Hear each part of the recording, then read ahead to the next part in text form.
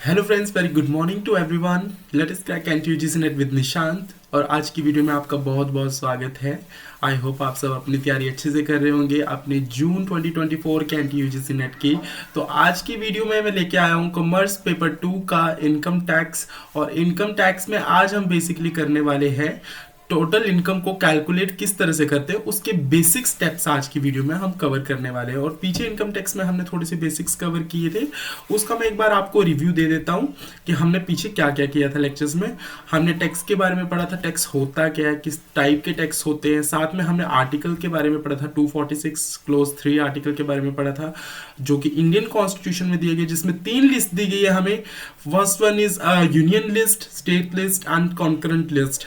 तो ये मैंने लास्ट लेक्चर में बताया था, आप एक बार वहां से विजिट करके इसको कर सकते हैं। नेक्स्ट हमारा आता है कि हमने देखा था सेक्शन 1 में शॉर्ट टाइटल दिया होता है, सेक्शन 2 में डेफिनेशंस प्रोवाइडेड होती है, देन सेक्शन 3 में हमारी प्रीवियस ईयर की डेफिनेशन थी, सेक्शन 4 में चार्ज ऑफ इनकम टैक्स को चार्जिंग की बताया गया था किस तरह से चार्ज होगा, देन सेक्शन 5 में हमें दिया गया था scope of income tax, then section 6 में जो था रेजिडेंशियल स्टेटस के बारे में बताया गया था। तो और अभी हमने रेजिडेंशियल स्टेटस करना है। हमने एसएससी के बारे में पढ़ लिया था, असेसमेंट ईयर देख लिया था, पर्सन का देख लिया था सेक्शन 3 प्रीवियस ईयर का, ये सब हमने डिटेल में लास्ट लेक्चर में कवर कर लिया था। और चार्ज ऑफ इनकम टैक्स भी देख लिया था। उसके बाद हमने देखा था एक्सेप्शंस क्या होती है जनरल रूल की। जनरल रूल में हमें basically income of previous year जो होती है वो हम टैक्स देते हैं उस पर असेसमेंट ईयर में कैलकुलेट करके। असेसमेंट ईयर में हम प्रीवियस ईयर का जो टैक्स होता है उसको कैलकुलेट करते हैं, देन उसके ऊपर हम टैक्स पे करते हैं जो कि हमारा साल बीत गया होता है, जो प्रीवियस ईयर होता है हमारा प्रीवियस जो हमारा प्रीवियस ईयर होता है जो बीत गया होता है साल, जैसे 2023 टू 2024 जो है अभी हमारा असेसमेंट ईयर चल रहा है। और इसके पीछे का प्रीवियस ईयर कौन सा होगा, 2022 टू 2023 मार्च तक, ठीक है। तो वो हमारा प्रीवियस ईयर होगा, उसके ऊपर इनकम टैक्स हम कैलकुलेट करेंगे। और इस असेसमेंट ईयर में अब जो अप्रैल 2023 से स्टार्ट हुआ है टू मार्च 31 2024 तक जो हमारा असेसमेंट ईयर चल रहा है, इसके बीच में हम उसका टैक्स देंगे कैलकुलेट करके।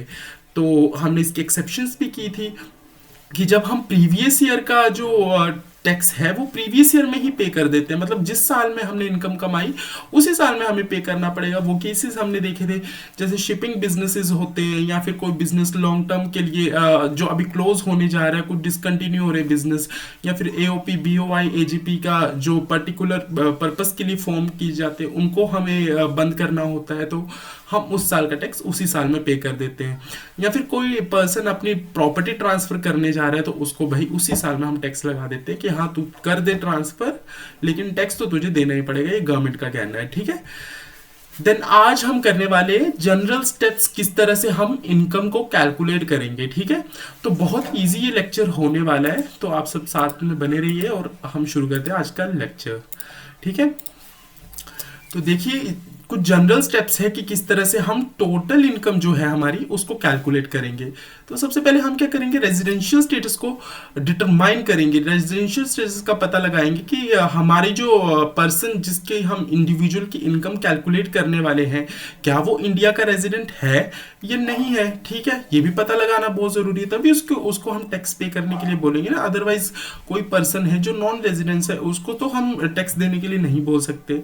तो उसका हम सबसे पहले या फिर अपना ले लेते हैं, अपना हम रेजिडेंशियल स्टेटस जो है वो डिटरमाइन करेंगे कि हम रेजिडेंट है, नॉन रेजिडेंट है, या resident but not ordinary resident है। देखिए रेजिडेंट को तो रेजिडेंट ही बोला जाता है और नॉन रेजिडेंट को भी ऐसे ही लिखा जाता है, लेकिन resident but not ordinary resident इसको ऐसे लिखा जाता है, resident but not ordinary resident, RNOR, ठीक है। ऐसे बोल रहे थे, कई बार बच्चे कंफ्यूज होते हैं कि ये चीज क्या दी हुई है, तो ये आपको पता होना चाहिए। ये वैसे छोटी सी चीज थी। फिर इनके ऊपर डिफरेंट टैक्स रूल्स अप्लाई होते हैं। जो आपका रेजिडेंशियल स्टेटस निकलेगा उसके ऊपर उस तरह का रूल अप्लाई किया जाएगा, ठीक है। अभी आपको याद रखना है, सबसे पहले हम निकालते हैं रेजिडेंशियल स्टेटस। मेरा एग्जांपल ले लीजिए, हम मेरा रेजिडेंशियल स्टेटस निकालेंगे कि मैं रेजिडेंट की कैटेगरी में आता हूँ, नॉन रेजिडेंट की कैटेगरी में आता हूँ, but resident but not ordinary resident की कैटेगरी में आता हूँ। तो 3 कैटेगरी में डिवाइड कर दिया हमने इसको। फिर उसके बाद हम क्या करेंगे, 5 हेड्स में इनकम को क्लासिफाई करेंगे। आपने बीकॉम एमकॉम में बहुत अच्छे से किया होगा, पूरे पूरे चैप्टर्स यूनिट्स है इसके ऊपर।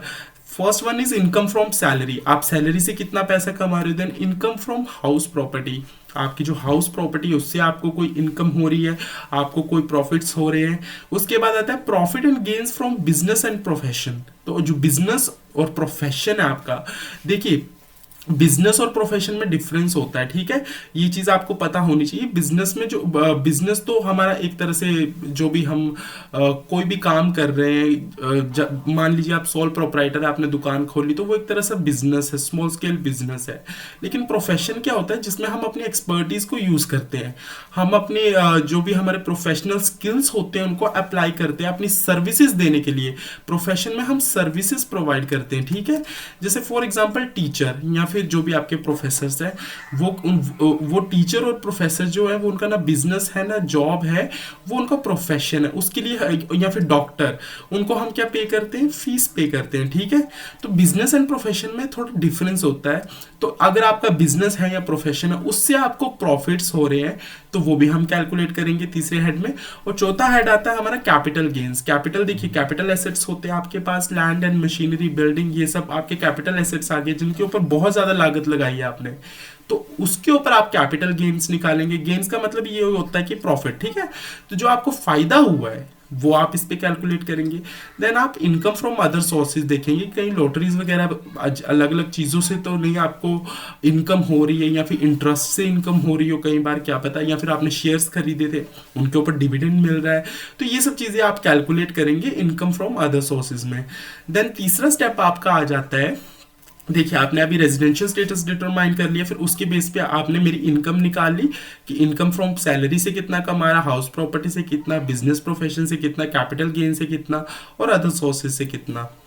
उसके बाद आता है compute income under each head. इन सभी से हम इनकम कैलकुलेट करेंगे। देखिए यहाँ पे मैंने सब पॉइंट्स भी दे रखे हैं कि इनकम फ्रॉम सैलरी में आप क्या क्या कंसीडर करेंगे, सैलरीज, परकिजिट्स, बोनस एटसेट्रा, जो भी आपको जहाँ पे आप काम करते हो, जॉब करते हो, वहां से मिलता है, ठीक है, सैलरी के साथ साथ, तो वो भी सैलरी में ही आता है। जैसे परकिजिट्स और बोनस वगैरह ये सब हमारा सैलरी के अंदर ही आता है। ये सब हम सैलरी वाले चैप्टर में करेंगे। देन आता है इनकम फ्रॉम हाउस प्रॉपर्टी, उसमें हम क्या करेंगे, रेंटल इनकम, जो रेंट रिसीव हो रहा है, और उसके साथ साथ आपको डिडक्शन भी मिलती है 24A 24B वाली, जो I think section 24A and 24B section है, वहां पे डिडक्शंस भी मिलती हैं आपको, ठीक है। फिर बिजनेस इनकम कैलकुलेट करेंगे, जो आपकी प्रॉफिट्स होंगे और जो उसमें से एक्सपेंसेस आप जो होंगे वो लेस कर देंगे, एक्सपेंसेस लेस करके जो इनकम आएगी, ठीक है। देन कैपिटल गेन्स करेंगे आप कैलकुलेट, जैसे सेल करते हो आप कोई कैपिटल एसेट्स, मान लीजिए आपने लैंड को सेल किया, इसको सेल कर दिया, ठीक है, कितने में, 2 लाख में, ठीक है।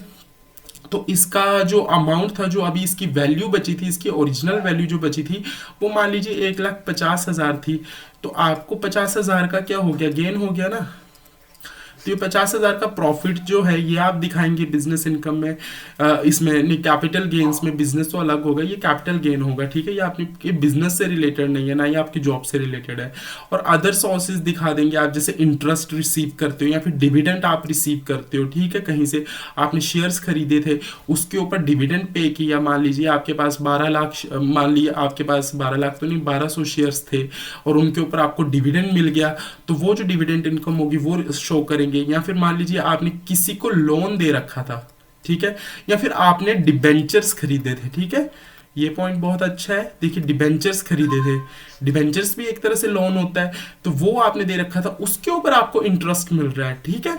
डिबेंचर्स के ऊपर भी इंटरेस्ट मिलता है ना, हम एंट्रीज करते थे, लिखते थे ना 18% डिबेंचर्स, ठीक है।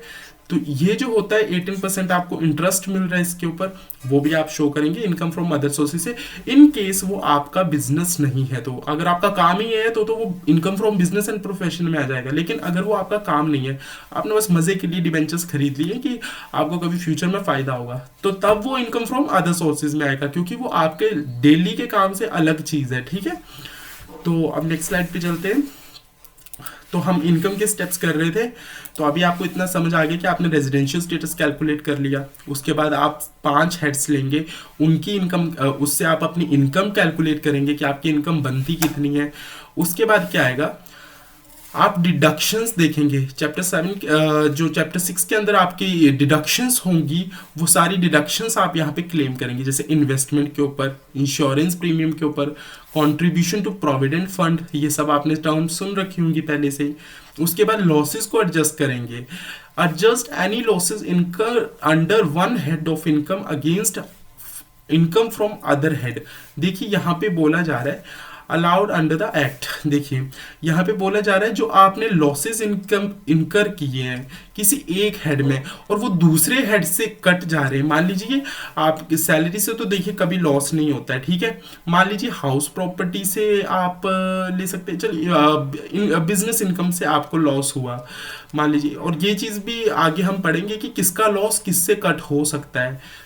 मान लीजिए आपका बिजनेस से लॉस हुआ है तो वो कैरी फॉरवर्ड होगा या फिर वो किसी से हम वो कर देंगे उसको, जैसे हाउस प्रॉपर्टी से मान लीजिए लॉस हुआ आपको, तो ये हमने बिजनेस इनकम से 20,000 का लॉस हुआ था और बिजनेस इनकम आपको कितनी हो रही थी, मान लीजिए 50,000 हो रही थी, ठीक है। तो इसमें से आपने इसी में से इसी साल पे कर दिया आपने, तो आपके पास टोटल बाकी कितना बच गया, तो ये आपका 30,000 बच गया। तो ये हमने लॉस को एडजस्ट कर दिया, किसी और हेड की लॉस को हमने किसी और हेड के इनकम से हमने एडजस्ट कर दिया, that is adjustment of losses, ठीक है। इंक्लूड एग्रीकल्चर इनकम, अब एग्रीकल्चर इनकम का भी आ जाता है, ठीक है। यहाँ पे एग्रीकल्चर इनकम का भी बहुत अच्छे पॉइंट्स है, वो भी हम कवर करेंगे और वो पेपर के लिए बहुत इंपॉर्टेंट रहेंगे हमारे, वो अगले लेक्चर्स में करेंगे, ठीक है। देखिए यहाँ पे क्या लिखा गया है, include agriculture income if any, अगर कोई इनकम होगी, जैसे आपको वो वाले पॉइंट्स याद रखने होंगे, थोड़ा सा मैं हिंट दे देता हूँ कि जो टी एंड कॉफ़ी वाले पॉइंट्स है, टी एंड कॉफ़ी का बिजनेस करते हो या फिर आपका सिर्फ कॉफ़ी का है या फिर सिर्फ टी का है, तो उसके ऊपर 50% आप जो होगी वो एग्रीकल्चर इनकम मानोगे, 40% एग्रीकल्चर इनकम मानोगे और बाकी की 60% जो होगी आपकी नॉन एग्रीकल्चर इनकम होगी। ये सब पॉइंट्स हम आगे आने वाले लेक्चर्स में कवर करेंगे, ठीक है। तो वो एग्जाम पॉइंट ऑफ व्यू से बहुत इंपॉर्टेंट रहेंगे आपके, लेकिन ये थोड़ा जनरल लेक्चर है आज का, तो इसमें हम सिर्फ देख रहे हैं कि किस तरह से हम कैलकुलेट करेंगे अपनी टोटल इनकम को, ठीक है। देन यहाँ पे क्या लिखा गया है, which is generally exempt from tax but is consider for the purpose of rate determination. देखिए यहाँ पे बोला तो जा रहा है कि एग्रीकल्चर इनकम वैसे एग्जाम्प्टेड है, लेकिन आपको पता है स्टेट गवर्नमेंट है, हमने पढ़ा था कि जो स्टेट लिस्ट में आता है तो उसमें एग्रीकल्चर इनकम के ऊपर टैक्स पे करना पड़ता है। तो टैक्स कब करना पड़ता है, जब एग्रीकल्चर से इनकम सही मायने में हो रही हो, ठीक है।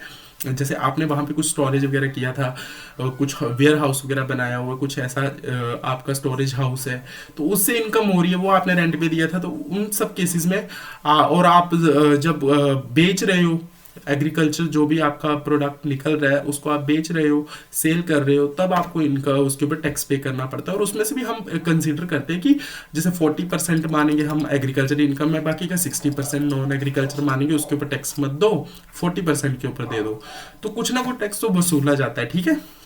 उसके बाद आएगा clubbing of provisions, apply clubbing provisions if any income is to be clubbed with the income of another person as per the act. देखिए क्लबिंग ऑफ इनकम में क्या होता है कि जैसे मान लीजिए वाइफ की इनकम क्लब कर दी हमने उसके हस्बैंड के साथ, या फिर जो माइनर बच्चा था उसकी इनकम क्लब कर दी हमने पेरेंट्स की, जिस पेरेंट की ज़्यादा थी। जैसे मान लीजिए यहाँ पे ये हस्बैंड है और ये वाइफ है और इनका एक बच्चा है, इनका जो चाइल्ड है उसकी इनकम को हम क्लब कर देंगे वाइफ की इनकम के साथ, अगर वाइफ की इनकम ज़्यादा है हस्बैंड से, ठीक है। तो जिसकी इनकम ज़्यादा होगी उसके साथ हम क्लब कर देंगे। तो ये सब चीज़ें भी हमें सीखनी पड़ेगी। और यहाँ पे आप पॉइंट याद रख सकते हो, जब कोई चाइल्ड होता है और उसकी इनकम क्लब करनी होती है, और अगर वो माइनर चाइल्ड है, वैसे तो क्लब नहीं होगी उसकी इनकम अगर वो अपनी मेहनत से पैसा कमा रहा है, लेकिन उसको कुछ बेनिफिट्स हो रहे हैं, तो उनकी इनकम को हम क्लब करेंगे जिस पेरेंट की इनकम ज़्यादा होगी, जिसकी हायर इनकम होगी उसके साथ क्लब करेंगे। और मान लीजिए हस्बैंड वाइफ है, अब हस्बैंड ने प्रॉपर्टी ट्रांसफर कर दी थी इसके नाम पे, तो हाउस प्रॉपर्टी इनकम वाइफ के पास आ रही, तो वाइफ की इनकम को भी हम क्लब कर देंगे हस्बैंड की इनकम के साथ। आ जाके हमें टैक्स पे करना ही पड़ेगा। और क्लबिंग क्यों करते हैं, क्योंकि गवर्नमेंट को ज्यादा टैक्स चाहिए। मैंने बताया था जो हमारा इनकम टैक्स है वो प्रोग्रेसिव इन नेचर है, जितनी ज्यादा इनकम होगी उतना ज्यादा हमें टैक्स पे करना पड़ेगा। तो जितना ज्यादा टैक्स, जितनी ज्यादा इनकम, अब गवर्नमेंट को तो यही चाहिए ना कि 3 लोग कमाने वाले हैं और तीनों यहाँ से झोल कर रहे हैं, यहाँ वहाँ अपने एसेट्स को ट्रांसफर कर रहे हैं एक दूसरे के नाम पे, और ये हस्बैंड जो अपनी इनकम कम दिखा रहा है और इनका टैक्स बन नहीं रहा दोनों का, तो इन तीनों की इनकम क्लब कर दो इसके साथ, सो दैट ज़्यादा इनकम आए, ज़्यादा टैक्स पे करेगा वो, गवर्नमेंट को ज़्यादा फायदा होगा, ठीक है। तो क्लबिंग की प्रोविजंस हम देखेंगे, देन करेंगे हम टोटल इनकम को कैलकुलेट करेंगे जो कि टैक्सेबल होगी, जिसके ऊपर हम टैक्स पे करेंगे, ठीक है।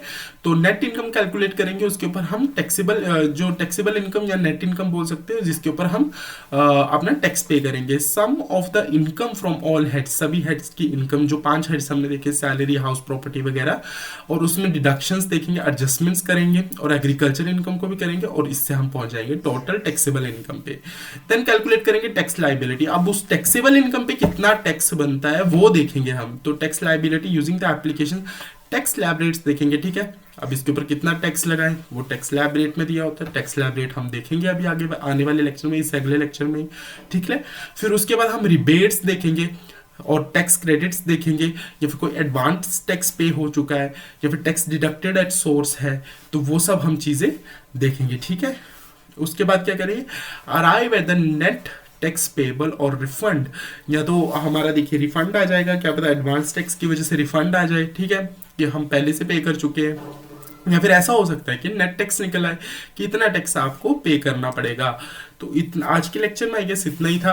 अब हम नेक्स्ट लेक्चर में देखने वाले जो जनरल टैक्स रेट्स है, हमारे जो टैक्स स्लैब्स हैं वो देखने वाले हैं हम। तो नेक्स्ट वीडियो में मिलते हैं आपसे। आई होप आपको वीडियो लेक्चर पसंद आया होगा। Thank you so much and have a nice day.